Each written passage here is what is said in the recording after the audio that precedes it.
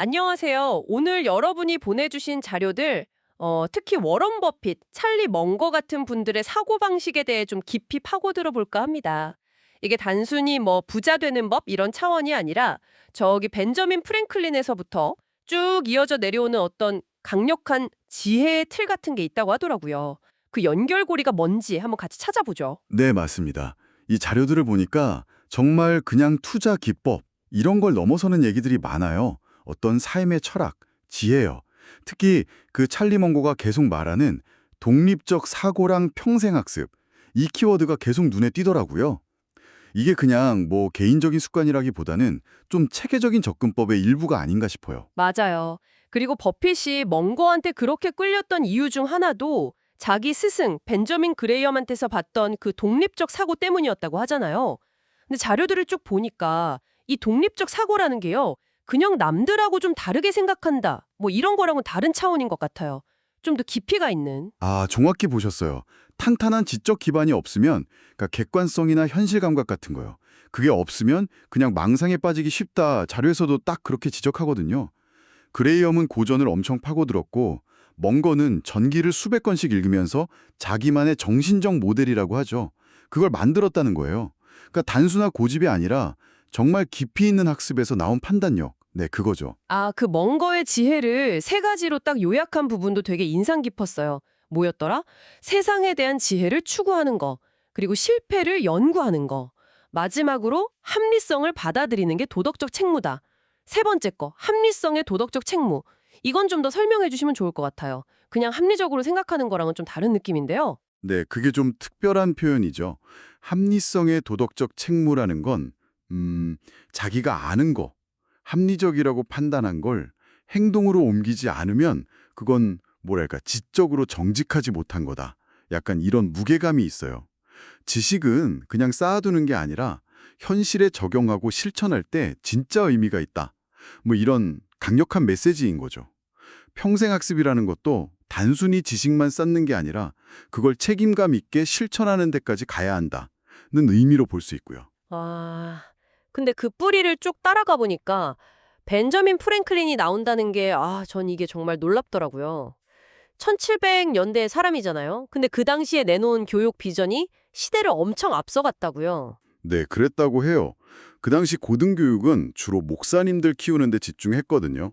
근데 프랭클린은 그게 아니라 실제 사회에서 필요한 거, 예를 들면 사업이나 정부 운영 같은 거요.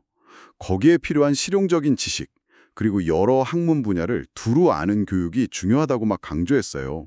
심지어 특정 계층만 배우는 게 아니라 노동자 계층까지도 교육 기회를 가져야 한다고 주장했으니까요. 이게 우리가 요즘 말하는 교양교육, 리버럴 아츠 정신하고 딱 통하는 지점이죠. 아, 그래서 이 교양이라는 게 현대사회 리더십 문제랑도 이어진다는 거군요. 자료에서도 리더가 너무 자기 분야만 알면 구성원들이랑 소통이 안 되고 또 뭐랄까, 얕은 지식만 나열하게 되니까 서로 다른 분야의 지식을 연결해서 더 깊은 통찰로 나아가야 한다. 이렇게 지적하던데요.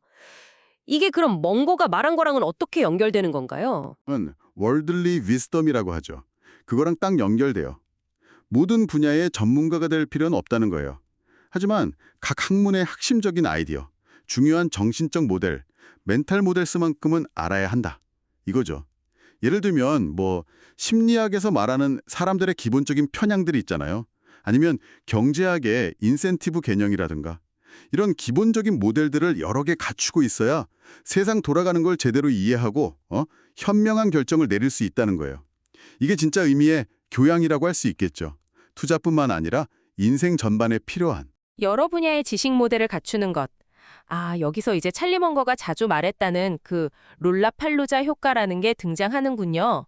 이름이 참 재밌네요. 롤라팔로자라니. 그렇죠. 이름이 좀 특이하죠. 이게 뭐냐면요. 여러 요인들 있잖아요. 심리적인 편향이라던가 사회적인 압력, 경제적인 유인책 같은 거. 이런 것들이 각각 따로 작용할 때보다 동시에 한 방향으로 막 힘을 합쳐서 작용하면 예상했던 것보다 훨씬 어마어마하게 큰 결과가 나타나는 현상. 그걸 말해요. 일종의 거대한 시너지 효과라고 볼 수도 있고요. 근데 이게 꼭 좋은 쪽으로만 작용하는 건 아니고 나쁜 쪽으로도 나타날 수 있어요. 비선형적인 결과죠. 오, 그러면 마치 여러 분야의 지식 모델들이나 통찰이 딱 결합됐을 때 예상 못한 어떤 강력한 아이디어나 해결책이 탁 나오는 거랑 비슷하겠네요. 자료에서도 보니까 어떤 책들을 같이 읽으면 이런 지적인 롤라팔로자 효과를 경험할 수 있다 이렇게 강력 추천하기도 하던데요. 네, 맞습니다. 우리가 세상을 볼 때 하나의 렌즈, 자기 전공 분야 렌즈로만 보면 놓치는 게 많잖아요. 근데 다양한 정신적 모델을 동원해서 어떤 문제를 입체적으로 분석하면 개별 모델들을 그냥 합쳐놓은 것 이상의 통찰, 그러니까 말씀하신 것처럼 롤라팔로자 효과 같은 강력한 이해에 도달할 수 있다는 거죠. 이게 바로 멍고가 말하는 지혜 습득 방식의 핵심 중 하나예요. 지혜라는 건 그렇게 서로 다른 관점들이 부딪히고 섞이면서 나온다는 겁니다. 오늘 저희가 쭉 살펴본 자료들을 보면요. 결국 성공한 사람들이 가진 비결이라는 게 뭐 단편적인 기술이나 운이라기보다는 스스로 생각하는 힘, 즉 독립적 사고, 그리고 다양한 분야를 넘나들면서 끊임없이 배우는 교양, 또 그렇게 얻은 지식들을 현실 문제에 맞게 잘 연결하고 적용하는 능력, 즉 세속적 지혜, 여기에 있다는 걸 보여주는 것 같아요. 네, 정말 핵심은 그 연결 능력인 것 같아요. 모든 걸 다 알 필요는 없지만 중요한 개념들을 서로 연결하고 종합해서 현실에 적용할 줄 아는 능력. 찰리 멍거가 평생 동안 강조했던 세속적 지혜가 바로 이걸 의미하는 거겠죠? 자, 오늘 이야기는 여기서 마무리해야 할 것 같습니다. 마지막으로 듣고 계신 여러분께 질문 하나 던져볼까 해요. 여러분의 일이나 삶에서 전혀 다른 분야라고 생각했던 아이디어나 원칙들을 한번 의도적으로 결합해보면 어떨까요? 과연 어떤 예상치 못한 강력한 롤라팔로자 효과가 나타날 수 있을지 한번 상상해 보시는 것만으로도 꽤 흥미로운 시작이 될 것 같습니다. 오늘 탐구는 여기까지입니다.